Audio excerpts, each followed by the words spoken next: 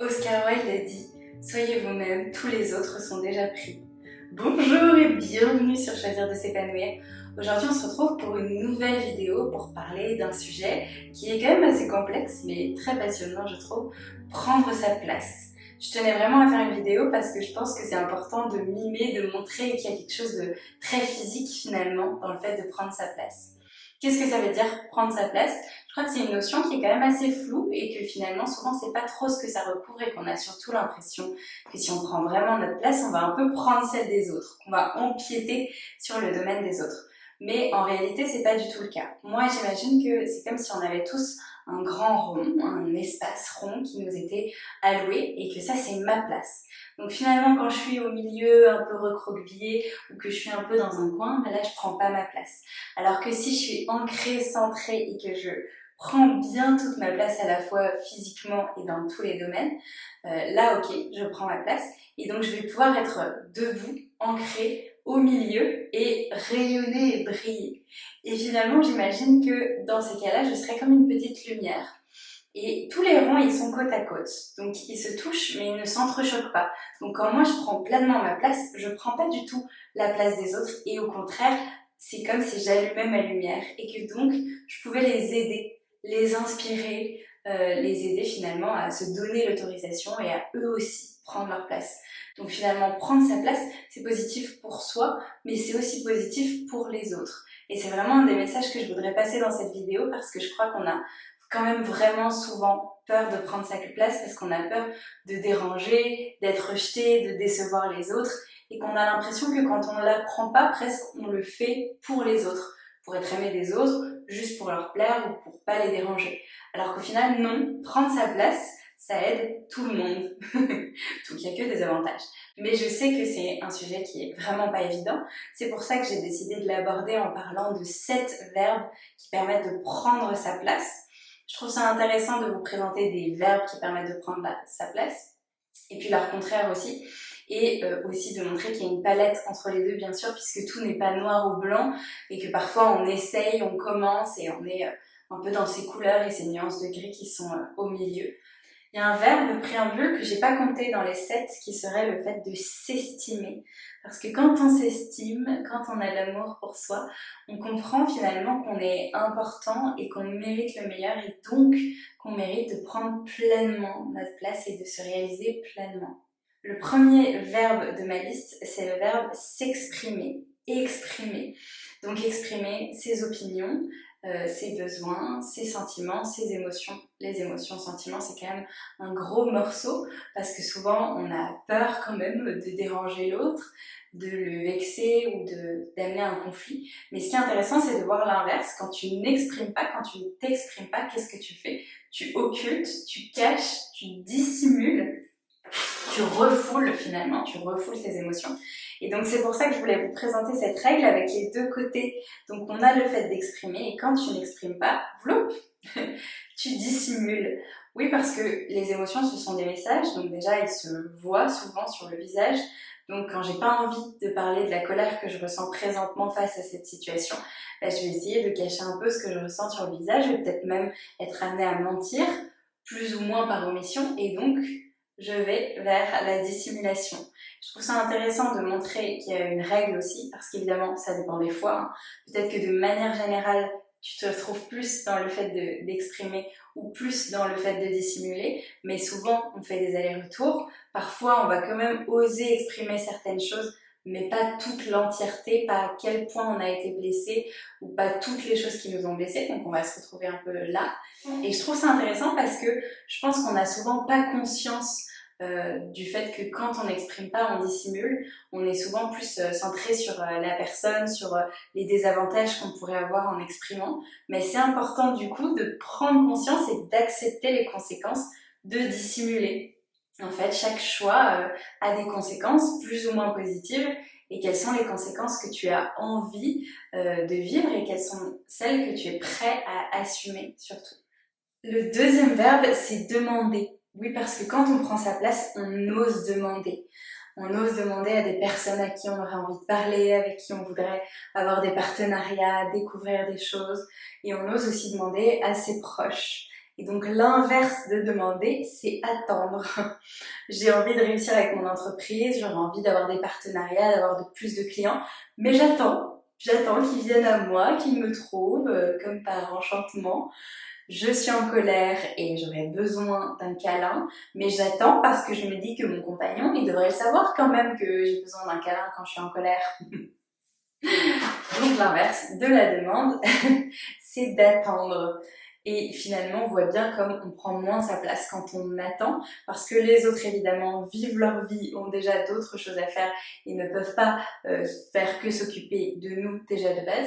Et puis évidemment, des clients, des prospects, des gens qui ne me connaissent même pas, ne vont pas venir comme par enchantement. Donc c'est important de demander et de faire les actions nécessaires. Donc voilà, est-ce que tu es plutôt dans la demande ou dans l'attente?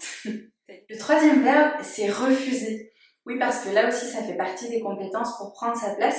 Quand on prend sa place, on sait aussi que son temps est important et que c'est important du coup d'être authentique et donc d'être centré avec soi-même et de dire oui quand c'est vraiment oui et de dire non quand c'est non. Et donc de refuser parfois d'aller à certains endroits, de faire certaines collaborations, refuser d'aider parfois une amie parce que pour le moment, voilà, on n'a pas envie, on le ferait pas avec le cœur, on n'a pas le temps, on est trop fatigué, on a autre chose de prévu, etc. Et donc l'inverse de refuser, c'est se forcer. Oui, parce que quand je pense non, mais que je dis oui, eh ben, je me force. Ça paraît logique finalement, mais là encore, on l'a pas forcément en tête, et c'est pour ça que je voulais rendre ça vraiment visuel. Donc tu as toujours le droit, et bien sûr tu le feras toujours, parce que moi aussi je le fais, je pense qu'on le fait tous parfois, on se force un petit peu, beaucoup, mais c'est juste de savoir la proportion. Déjà, est-ce que tu es capable et est-ce que tu es prêt à assumer les conséquences de te forcer et de te nier à ce moment-là, parce que c'est aussi de ça qu'il s'agit. Et puis voilà, la proportion évidemment, à quel point tu oses refuser, tu oses dire non. On sait que c'est une compétence qui est importante pour l'estime de soi, mais qui est vraiment pas évidente et qu'on a souvent du mal à mettre en pratique. Et voilà, à quel point tu refuses et à quel point tu te forces. Un verbe un peu plus transversal maintenant, s'affirmer. S'affirmer, c'est quoi finalement? Ça prend en compte un peu les verbes précédents. Il y a ce côté de se montrer et aussi de se manifester. Donc il y a l'idée de s'exprimer et donc de mettre ses limites aussi, je trouve, dans le fait de s'affirmer et de dire non aussi, mais pas forcément à des propositions, de dire non à quelqu'un qui s'est permis certaines choses. Donc c'est encore le niveau au-dessus. Refuser, c'est on a reçu une proposition et là on s'affirme, on dit que ça c'est pas ok, que ça ce sont mes limites du moment. Et donc l'inverse de s'affirmer, là encore, il y en a plusieurs, il y aurait se cacher, se nier, il y a encore se dissimuler. Et donc j'ai choisi se cacher. Donc s'affirmer, c'est vraiment un verbe qui est pas évident, mais là encore à méditer. Est-ce que là je suis en train de m'affirmer? Est-ce que là je suis en train de poser mes limites? De dire ce qui est ok ou pas ok pour moi? De montrer en fait où s'arrête mon rond finalement? Ou est-ce que je suis en train de me cacher et que je me mets justement dans un petit coin de mon rond pour que presque on oublie qu'on me voit pas, qu'on pense plus à moi? Le prochain verbe, c'est s'assumer. Qu'est-ce qu'on assume finalement? Bah tout. Donc ses émotions, ses pensées, son corps, ses qualités, ses défauts. Donc ça évidemment c'est l'idéal, c'est presque un peu utopique, mais c'est quand même vers ça qu'on va tendre. Et donc qu'est-ce qu'il y a derrière le fait de s'assumer? Il y a le fait de s'accepter comme on est, entièrement, à l'instant T. Et donc une fois qu'on s'accepte, c'est beaucoup plus facile de s'assumer et donc de se montrer aux yeux des autres et oser vraiment mettre en valeur tout notre être finalement, et des choses aussi qui peuvent être pas conformes à la norme entre guillemets, parce que dans le fait de s'assumer, je crois qu'il y a quand même beaucoup le regard qui est autour. Et donc qu'est-ce qu'on fait quand on ne s'assume pas, quand on ne s'accepte pas finalement? On se rejette, on se minimise aussi, et on peut même se laisser tomber finalement.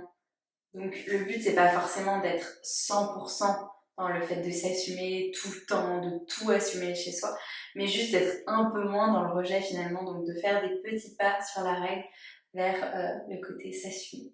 On arrive vers la fin et vers un verbe qui est vraiment tout un programme, c'est le fait d'être. Finalement, dans cette idée, c'est être soi, vraiment, être authentique, mais juste être. On n'est pas obligé de faire ou d'avoir plein de choses pour exister ou pour prendre sa place. Le fait d'être soi, justement, de rester centré, ça suffit. Parfois, je vais rester sans parler, mais en fait, je prends ma place quand même. On n'est pas obligé d'occuper l'espace en parlant, en faisant plein de choses. C'est pas forcément ça, prendre sa place. C'est pour ça que je voulais vraiment le mettre. Et l'inverse d'être, c'est se nier, se cacher aussi. Du coup, se cacher derrière des voiles, être plutôt dans le paraître et mettre des masques et ne pas se montrer vraiment comme on est. Et donc, se nier en fait son authenticité, son être, et finalement cacher son être comme s'il n'était pas assez bien pour être vu, pour être montré. Donc voilà, c'est là encore tout un programme, mais ça me semblait important de le souligner. Et le dernier mot, c'est oser. Donc finalement, c'est très transversal. On pourrait mettre tous les verbes précédents à la suite. Oser demander, oser exprimer, oser refuser, oser être soi, oser prendre sa place du coup. Mais c'est aussi dans l'idée de oser sortir de sa zone de confort, oser faire des choses nouvelles, oser effectivement demander des choses, faire des choses qui sont challengeantes. Parce que finalement, quand je prends pleinement ma place, c'est que je décide de vivre ma vie pleinement et aussi donc de suivre mes envies et mes rêves et donc fatalement de sortir de ma zone de confort, de faire de nouvelles expériences. Et donc, quand on sort de sa zone de confort, c'est inconfortable par définition.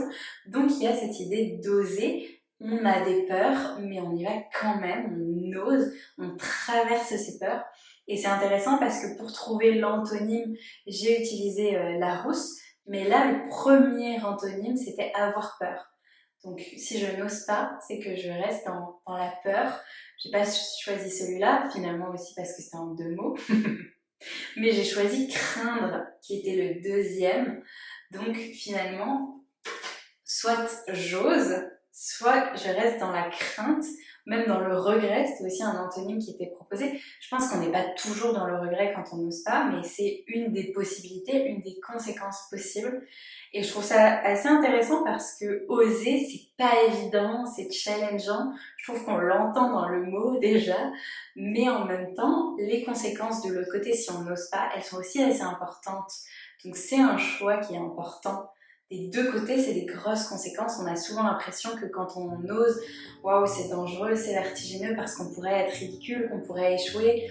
Mais finalement, rester dans le regret, rester dans la peur, peut-être dans l'anxiété, dans le stress, c'est aussi des conséquences qui sont pas faciles à assumer. Donc, je trouve que c'est vraiment intéressant d'avoir les deux à l'idée, d'avoir les deux en tête. Et c'est pour ça aussi que je voulais vraiment mettre des images. En tout cas, je pense que le but, c'est pas de diaboliser des verbes, des choix.